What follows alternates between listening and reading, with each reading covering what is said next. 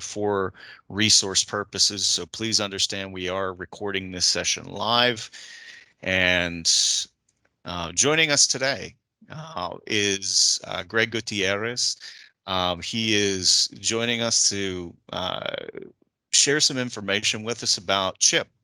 And also today, we are going to be covering not only information about CHIP, but we're going to be covering information about understanding the summary of benefits and coverage, which for as much as we would hope that it's an educational resource for customers, sometimes it can be a point of confusion. So we'll get to that a little bit later. But for right now, Greg, if you would, please feel free to share your screen, and we will turn things over to you for a discussion and an update about CHIP.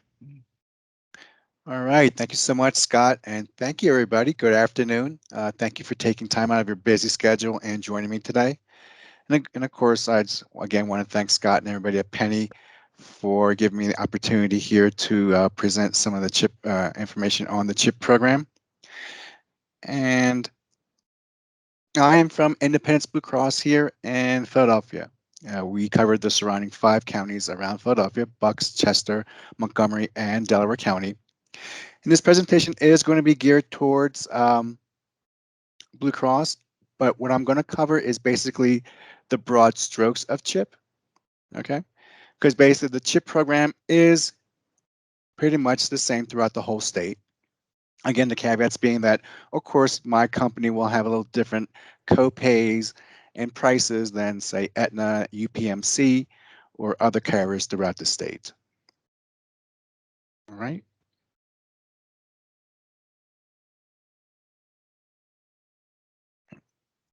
So we're going to get started.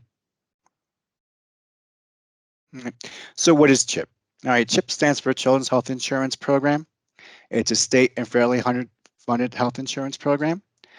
And one thing that a lot of people have a misconception about CHIP is that it's for people who do not have an income, who are basically Medicaid eligible. But that's not the case. CHIP is for working families like us, like you and me.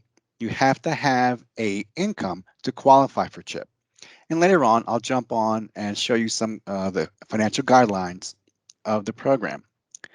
The thing is, you can have a floor for CHIP, but there's no ceiling, meaning you can make up to $1 million and still apply and qualify for the CHIP program.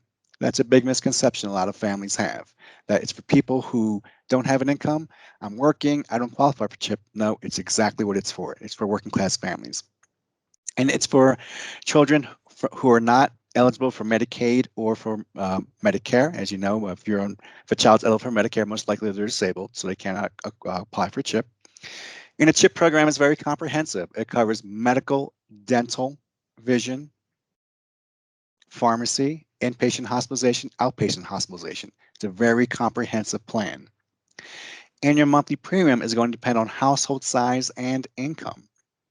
So that way, we take the we take the income of the mom and dad, take their annual income, the amount of kids they have. So 3 kids, 2 parents, that's a household size of 5.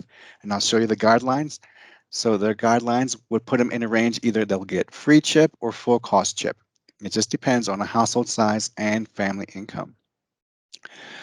Another good thing about the CHIP program, say a family has a large amount of kids, let's say a family of 6, you're only going to be charged for the first 3. So if you have 6 kids, you're only be paying for the first 3 kids. That's a huge money saver throughout the year. Oops, excuse me. Okay, so one of the benefits of CHIP, first of all, of course, no household makes too much money to enroll. That's important to know. Now, for us here in Eastern Pennsylvania, we have a huge network of hospitals. Most likely, your CHIP carrier will have a network of doctors and hospitals who participate in the program. A lot of people, unfortunately, have this myth about, oh, I got to go to a free clinic. I'm only limited to one hospital. No, it'll be the network that your CHIP provider, your insurance carrier in your region has, okay? A lot of people think you're limited to a public clinic places. No, that's not it. Most likely they'll have a network of providers and hospitals that they'll accept your children. Okay. Now, how is this helpful?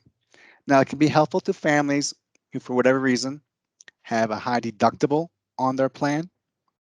Now, you may know, Scott told me that some of you work in community organizations, so you may align yourself with small business associations. So there may be some small businesses here because of the pandemic. I have to cut down on costs for the coming year. So if I'm going to get health coverage for my employees, I'm going to have to get one with a high deductible plan. An employee might be thinking, hey, how come I'm getting money taken out of my check every 2 weeks, and every time I'm getting services for my kids, I still have to pay out of pocket? Well, with the CHIP program, you do not have a deductible. It's a copay, it's HMO. So all you're going to do is pay for services when you receive them. Now, CHIP is also good if you lost your job. Now, as we know, COBRA can be very, very expensive. To keep a family on COBRA, that's a lot of money out of your pocket.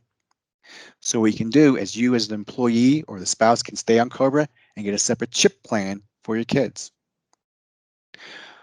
Also, if your employer has raised your insurance premiums, maybe the employer has raised their premiums up so that just to save money, because the pandemic, again, like I said before, they have to offer a plan with a higher cost. Well, a lot of people don't realize is that in the household, you can have an employer plan. So let's say again, you as the employee and the spouse can stay on your employer plan and get a separate CHIP plan for your kids. So that's allowed. Now, sometimes there's health plans that don't allow that, but with CHIP, you can do that, okay? Also, I've heard this, that if an employer has an employee that offers health coverage and the employee goes to the marketplace, the ACA, to get health coverage, that employer is going to get penalized. That's not the case with CHIP.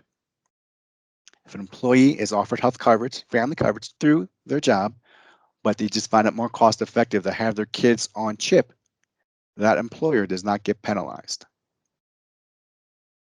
Okay. So how can a child enroll? CHIP is for kids from birth up to the age of 19. So if the kid is on CHIP at the age of 18, at 19, they're taking off. And you'll have to seek other assistance. Okay, so they have to live in the service area. Here for Independence Blue Cross, it's Bucks, Chester, Delaware, Montgomery County, Philadelphia County. In your area, it'll be whatever local CHIP region is, okay? Also, they must be a resident with it for at least 6 months. They must be a resident for at least 6 months, okay, of your service area. Just stops kids coming from other states or out of the country getting services leaving. So they must be a resident with at least 6 months, okay? They must be a U.S. citizen, nationalized, or qualified alien. Basically, what we're saying is the child must be documented. Now, I do a lot of work. There's an area here called Kennett Square. This area has a large immigrant population. I do a lot of work there. And what happens, a lot of families are not enrolling their kids in CHIP because their status is unclear. That doesn't matter.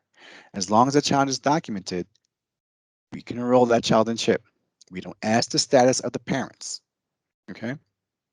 So again, it's very important. I know there's huge pockets of immigrant population throughout the state. A lot of you maybe work with them.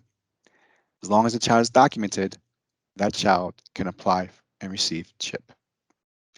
Also, there's other caveats, say, very rare cases, but it does come up, say a child is a victim of sex trafficking and they haven't received their residence card yet. Well, they'll have a special visa, and with that special visa, they can apply for the CHIP program, okay? Again, they can't qualify for Medicaid or Medicare. Medicaid, there's that floor for CHIP. Medicare, most likely they're disabled. They cannot be covered by another health insurance plan. CHIP must be primary. It cannot be secondary. So right now, let's say your company has their open enrollment period. Their open enrollment now for July, start date September 1st. You can write down an application for your child. On the application, there'll be an end date. So on that end date, you'll put employer coverage will stop August 31st. Okay. And you can even go about 2 or 3 months out. Let's say the start date, just say the open enrollment starts October. You can put an application, start date October 1st, end date September 30th, and they'll still process your application. Now, usually what they would like is income verification. You submit your application, and they'll come back with questions regarding your last 2 pay stubs. That's usually what they want to verify your income. If you're an entrepreneur, self-employed, what they would want is your latest tax return, the whole tax return, not the first 2 pages. A lot of people make that mistake. They just send in the first 2 pages. No, they want the whole thing, all the schedules, whatever's included. Also, there's cases of divorce. They would want that court order. Let's say 2 kids are living with mom, but the father is responsible for buying the health coverage for the kids. They would need a copy of that court order. Now, a lot of cases we have populations that work under the table or don't have regular every 2-week paycheck or every week paycheck, say maybe seasonal or bi-seasonal, however have you. If they want to verify their income, what they can do, they can get a letter from their employer with the company's letterhead and just say, John Smith is working 35 hours a week, getting this much, just to verify his income. Another mistake that we see, or another, I said a mistake, but another slowdown in the application process is that we'll have people apply now, list their 1 job, but they had a part-time job last year, or maybe another job. What insurance companies do is they go out to different databases, one of them being the Department of Labor database for Pennsylvania. Now they'll see that person have the present job and also have that last job. So they might assume that that person is still working those 2 jobs. So when they come back, they'll say, oh, your income is now $200,000. And people are like, what are you talking about? Well, you had those 2 jobs. So what you're going to do is you either can do one, get a letter from your former employer saying, I left this job, let's say August 2020, or even write yourself a little note on a piece of paper saying, I left this employer August 20th of 2020. Same goes with part-time jobs. A lot of people forget that. Last year I had a part-time job, maybe it only lasted 2 months. That still may show up. You have to get something into the insurance company for us to send to the state. Remember, the insurance companies were just big processing machines. Everything is forwarded to the state, telling them that I left this part-time job last year, or I no longer work it, or maybe you still work it. You need a letter saying, I only work 10 hours a week, I make this much. And also that goes for Uber. If you're Ubering, you should get a statement at the end of the year how much you Ubered. Or if you're in the middle of the year, you get your you should get a monthly statement from Uber about how many hours you drove. That all goes into verifying your income. Okay.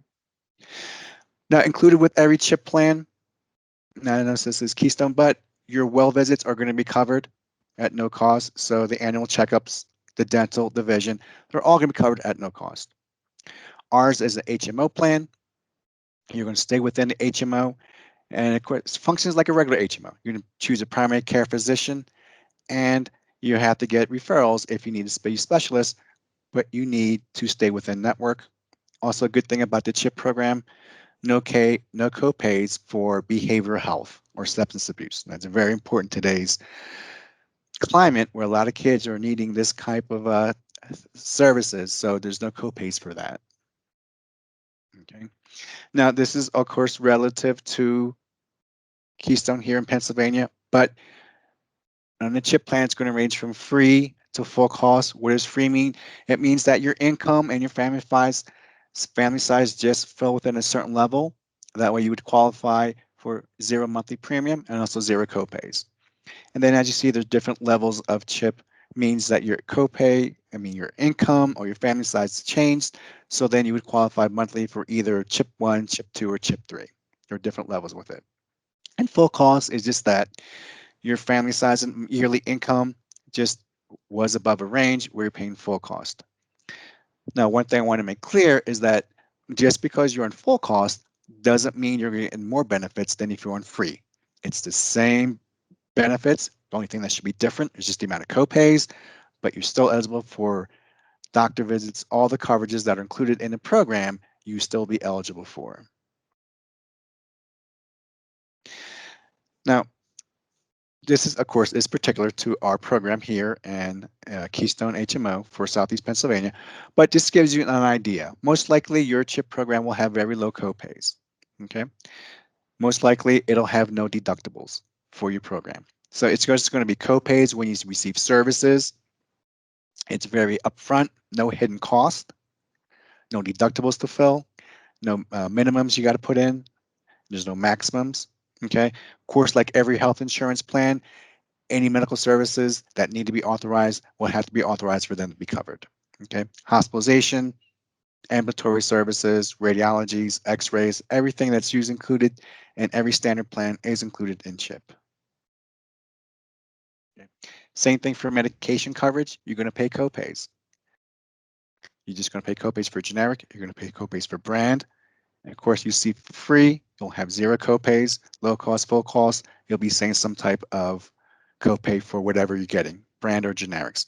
Also, each insurance company will have a formulary. Like every other insurance company, you'll have a formulary. Check that if your child is on a special medication. Look at that before you sign up with your local carrier for CHIP. Make sure that medication is on there. Okay. Now, for us here in Pennsylvania, for Blue Cross in particular, we do offer mail order, which is a plus. I'm not sure if every carrier offers this, but for us, it's 3 months worth of supply for 2 months worth of copay. Now, most CHIP plans will have your major pharmacies included, such as Rite Aid, Walgreens, CVS. Most likely, they'll be in the network. Okay. Now, every CHIP plan will also have outpatient prescription drug coverage, and it'll have some of these, what we call safety nets. Some medications may require prior authorization. Just make sure it's FDA approved. It's appropriate for the child's age, child's weight, quality of level limits, same thing. Make sure it's FDA approved for the child's age. And also there's a 96-hour temporary supply program. So let's say your child is on a special medication that requires prior authorization and you're out of it. You can apply for a temporary supply for 96 hours while the medication is while the authorization is being reviewed. Okay. Okay. All right. Hey, Greg, this is actually a very good segue into our technical topic for the session. Oh, okay. If you would take a couple seconds, wind things up, and then I'm going to hop over and we're going to talk about understanding the summary of benefits and coverage. Okay. Hopefully everybody can see this. Now, these were the guidelines for the program. As you see, you go from family size right across and income, and that's going to determine how much you're going to pay per month. All right. Now, every single insurance company will have this for their particular CHIP program. All right. Ran out of time. I have so much to say. Yep, I know that, Greg. I'll Yeah. tell you what, let's hop over. We're going to talk a little bit about our technical subject today, which is the summary of coverage and benefits. Greg, I do appreciate you Okay, no giving problem. us some insights about the CHIP program, because quite honestly, and thank you, Tia Whitaker. She just put in a CHIP by county, which is fantastic in the chat. Fantastic. Yeah, absolutely. What I'd like to do is Greg, I'm going to go ahead and sort of take over the presentation here. And basically what I'd like to cover very quickly is something that from an assister standpoint, from a customer standpoint, is very important. We're going to start off by going to penny.com, because I'd like to show everyone that if you click on Get Covered and you go to Browse for Health and Dental Plans, one of the nice things about our comparison, our Penny plan comparison tool, is if you provide, and we're just going to use 17101, 17101. We're going to utilize a Dauphin County zip code. We're going to go in and put in a birth date. We're going to start out with 27,000 as our income. We're all pretty familiar with the financial assistance portion of this. But if we skip through to the actual summary of the plans, health and dental plans, you'll notice that over here, you'll see where it says details. If you click on details, and again, you can do this through the comparison mode, what have you. But if you click on details, one of the things that you will see that comes up is a summary of benefits and coverage. You will also see, you'll have the ability to download a plan brochure. And when I say you, obviously you and the customer that you're assisting will have the ability to do this. You can pull up a provider directory, drug list, what have you. But for the summary of benefits, and typically if you click on that, it'll say, hey, you're going to leave Penny. One of the things to note about the comparison shopping tool is it gives you the ability to go through on some level. It gives you the ability to go through the deductibles, out-of-pocket expenses, et cetera, et cetera. When you go to the offsite, this is the format that's put forth by the ACA. This is the format that, again, some assisters on this call are very, very familiar with. Some, it might be a little new to you, but here's the thing. Think about it from this perspective. If you're a customer who is receiving this, if you are a customer who's viewing this, the entire goal and purpose behind this form was to make health insurance understandable in a format that was in plain and simple language for people to easily understand. Important questions: what's the overall deductible, etc. Are there services covered before you meet your deductible?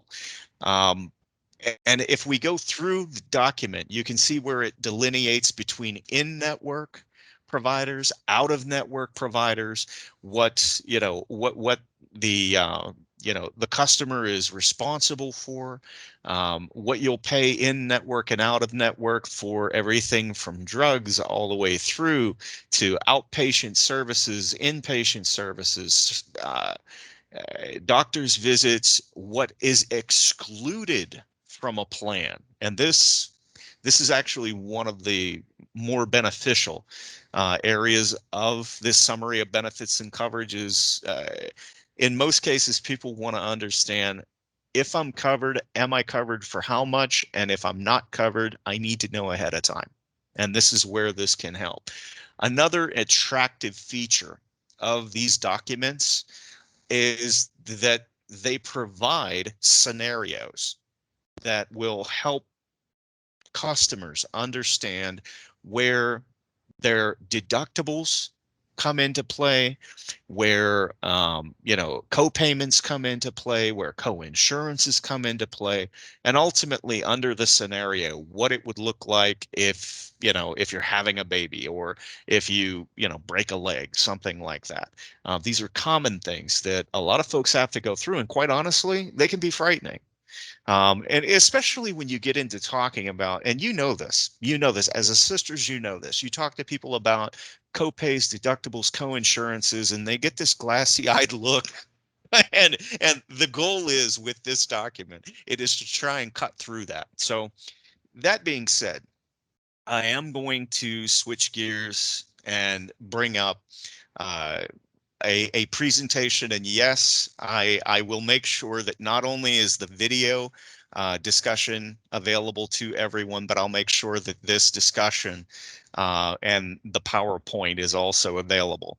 Again, we thank Greg so much for sharing information with us about CHIP. And part of the reason that we included this is specifically because Penny has a no wrong door policy. All of you know this.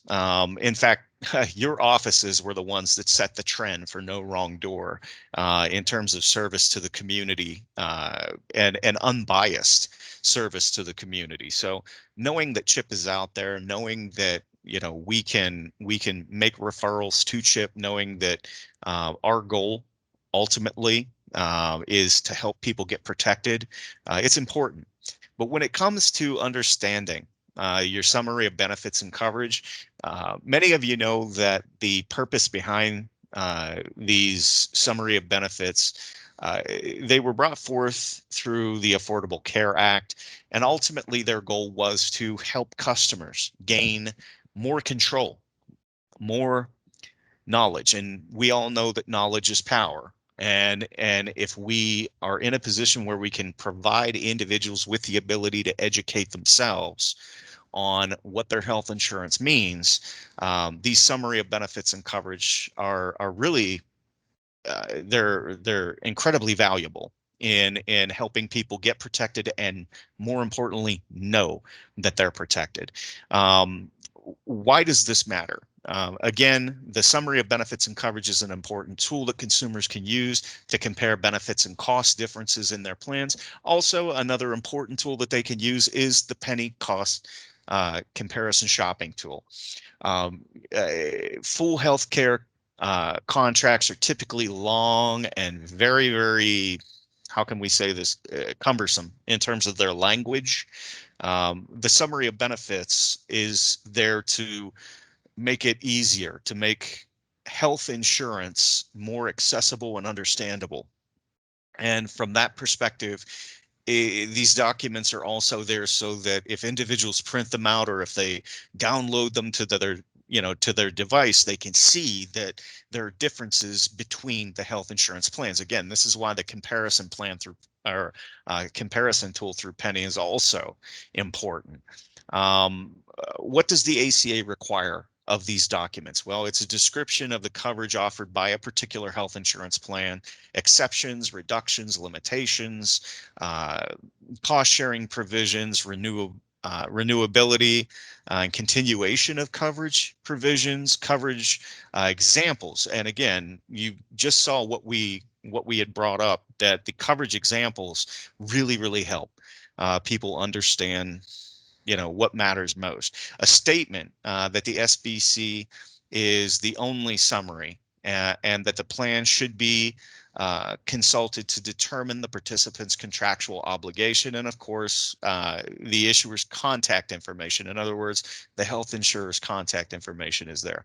What does a summary of benefits not include? Well, unless you're looking at the Penny comparison shopping tool, premiums aren't necessarily there in the document. Health saving accounts aren't there, flexible saving arrangements, additional details about the provider network and drug formularies aren't typically there. The document is there to help people gain that initial understanding of what their benefits and coverage consist of. Which plans are required? Of course, individual medical policies, employer sponsored plans, and international policies. An SBC is not required for standalone dental plans, Medicare, or Medicaid. That's an important thing to note. And when do customers typically see these? They see them at the time of their application, within 7 business days of the consumer's request, and annually at the renewal of their existing policy. But here's the thing, as I had pointed out, you can also access these through Penny's comparison shopping tool. And again, we have a step-by-step on this that I'll include with the PDF version of this this demonstration. Again, we go into details, we click on summary of benefits and coverage, we get the warning that we're going away from Penny, and then we have the actual document again that will show us everything that is pertinent to the customer, and those things that again are excluded, some things that come under different scenarios to help customers understand. And ultimately, again, if you have questions about the summary of benefits and coverage, please know that we'll be here to help you at 844-844-4440. And with that being said, I would like to end the show. It's 1 o'clock. We'll hang around for a couple seconds with regard to questions. And again, Tia, thank you so much for putting that CHIP information into the chat. Christy, It says, thank you so much. Very beneficial and informative. Can we get a copy of the slide presentation? Absolutely, Christy. Not only will you get a copy of the slide presentation, but you will also get a slide or an actual video copy of this session. So I hope everybody got something out of this. If you have any questions, don't hesitate to reach out. We'll be here to help. And I hope everyone has a peaceful week. Thank you so much. And the next Lunch and Learn session, we're looking very forward to it. So I'll send information out about that ahead of time. Okay. All right. Thank you so much, Lisa, everyone. You guys have a great day. Tia, thank you so much. And we'll see you at the next Assistor Lunch and Learn.